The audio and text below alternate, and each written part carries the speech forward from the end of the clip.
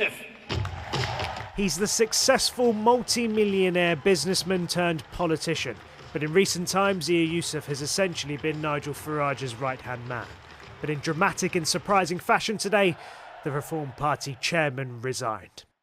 Posting on X, he said, "I no longer believe working to get a reform government elected is a good use of my time and hereby resign the office."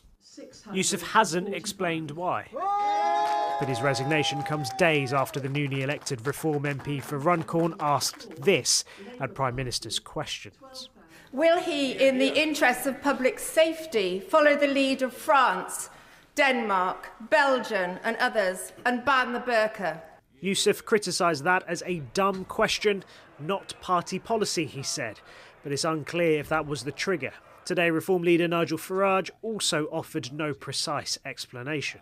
Look, I'm sad, and I think public life has lost somebody very talented and somebody who's come from within the ethnic minorities that is intensely patriotic about this country. That's a loss. Fewer diversity officers and more police officers.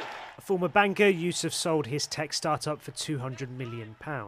A self-described British Muslim patriot, he led efforts to professionalise reform. He was in the post for less than a year, but not without controversy. He had a major clash with then Reform MP Rupert Lowe, reporting him to the police over alleged threats of violence, a row that ended with Lowe's expulsion from the party. Labour say the internal turmoil proves Reform isn't ready for government. If they can't agree between 5 MPs, if they can't manage their own party effectively without falling out, how are they going to manage the country? How are they going to fix the NHS, fix our borders, fix our economy? And that now becomes Nigel Farage's big challenge. Can he hold his party together and prove it's a serious contender for power? Shihab Khan, News at 10, Westminster. Robert joins me now to talk a bit more about this. It was music, of course, to the ears of Labour and the Conservatives. How important was Zia Yusuf for reform? And in the end, as long as Nigel Farage remains leader, does it matter what happens to any of the others? So I got to know Zia Yusuf reasonably well. I did a long podcast with him. He came on my show. I've had lunch with him.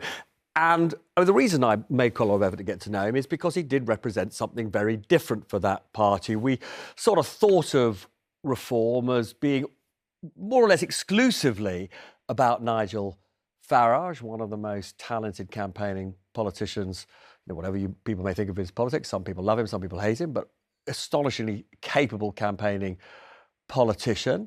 And we also sort of thought of reform as being, in some ways, a sort of white middle-aged male party.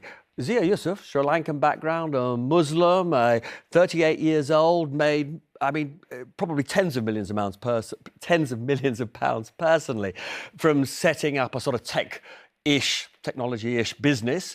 He told me that having made his fortune, as it were, he wanted to do something else. So he had long, admired Nigel Farage and therefore, a bit over a year ago, joined the party with the aim of making it credible as a possible party of government. So he tried to put in place systems so the sort of more lunatic of their candidates were weeded out, and he tried to professionalise. So, in that sense, he was genuinely incredibly important to their medium-term prospects. The question for me, though, is given that in the end, their surge is still very much about Farage, and we should be under no illusion. Their surge has been astonishing. They got 30% of the vote in recent opinion polls. Labour languishing on about 22, and the Tories sub 20. That is still about Farage. So the question is, post him going, how much does it really matter to the British people whether or not they are, in a sense,